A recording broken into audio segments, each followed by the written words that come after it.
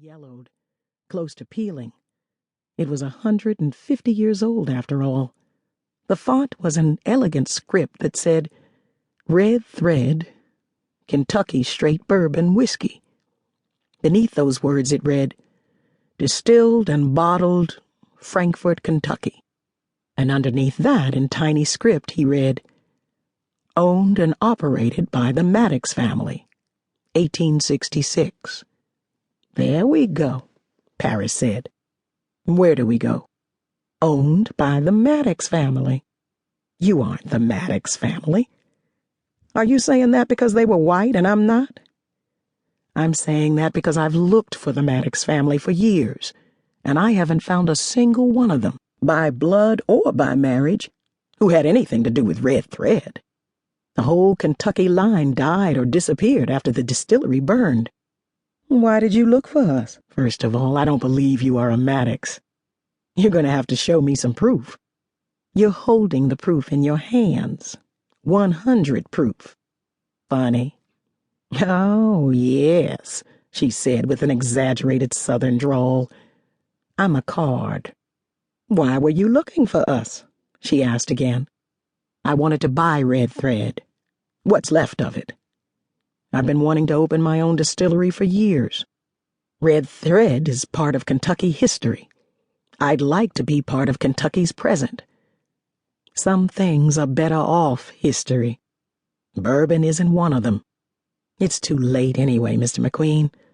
Someone else beat you to it. Beat me to what? Buying Red Thread? Reopening the distillery. Under a new name, of course. And under new management. McQueen understood at once. You, he said. You're Moonshine Limited? I tried to contact you. That's my company, yes. You own the old Red Thread property? Owner, operator, and master distiller. You don't think a woman can be a master distiller? I have my PhD in chemistry. You can call me Dr. Paris if that sort of thing turns you on. I get it, McQueen said, nodding. I do. This is the first ever bottle of Red Thread, the original bottle. Part of the company's history, and you want it because you own Red Thread now. Makes sense. I'm even sympathetic. I might even have loaned it to you to put on display when the company reopens for business. But now you've pissed me off. And if you don't tell me one very good reason why I shouldn't call the police, I'm picking up the phone in 3 seconds. 3. 2. I can tell you what happened to Red Thread, she said. I can tell you the whole story, the whole truth.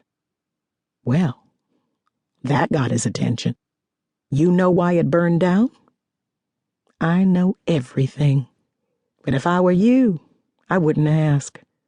By the time I'm done telling you the story, you'll hand over that bottle with your compliments and an apology. Must be one hell of a story, then. It's what brought me here. The story. Your story? My story. I inherited it. I think I'd rather inherit money than a story. I have that, too. Not entirely by my choice. You don't want to be rich? God favors the poor, but don't tell rich people that. It'll hurt their little feelings. McQueen sighed and sat back. He buttoned the middle buttons of his shirt, crossed his leg over his knee. He should call the cops. Why hadn't he called the cops?